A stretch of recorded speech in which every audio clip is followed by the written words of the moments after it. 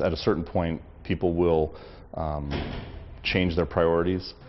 Getting back to the basics is costing more at the grocery store. That tops tonight's Your Money, Your Business. And here is News Channel 8 business reporter Joe Smith. Not very good news. Not very good news at all, especially as we're getting ready to shop for that Thanksgiving dinner. Surprise, it will cost more this year, mainly for some of the basics, milk, coffee, sugar.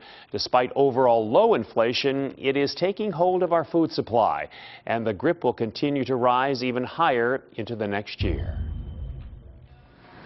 From your morning cup of joe to your favorite restaurant to the grocery store. Get ready to pay more. Food is now the biggest inflation driver in this economy.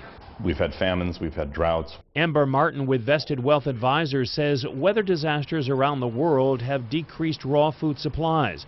This, coupled with an increased demand in China, India, and other countries with growing populations, are adding to higher prices on the global food chain. It's kind of a double whammy with the dollar being weaker and the raw materials being less available and therefore more expensive.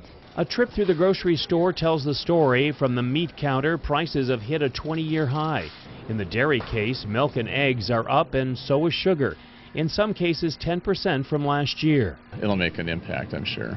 Gary Christensen's wife teaches food nutrition. Because she might buy 20 dozen eggs at one time, or milk, bags of flour, sugar, all those type of things. For grocery stores with only a small profit margin to begin with, about 3%, there's not much wiggle room to swallow the increases. Right now our projections are 2 to 3% inflation overall, meaning that both for restaurants and grocery stores that you'll see an average of about 2.5% higher prices. And if what goes up must come down, just check the label. They reduce the ounces and still charge the same price. Or raising them. OJ was 64 ounces, now it's 59. And not so sweet, a 5-pound bag of sugar is now 4. Ice cream tubs are smaller, ruffling feathers, chips.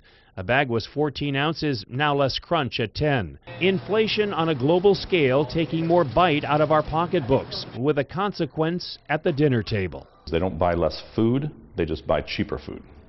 And unfortunately, now, while food prices will rise, they will not increase as high as they did in 2008. Also, as you shop, check out the store's private label offerings.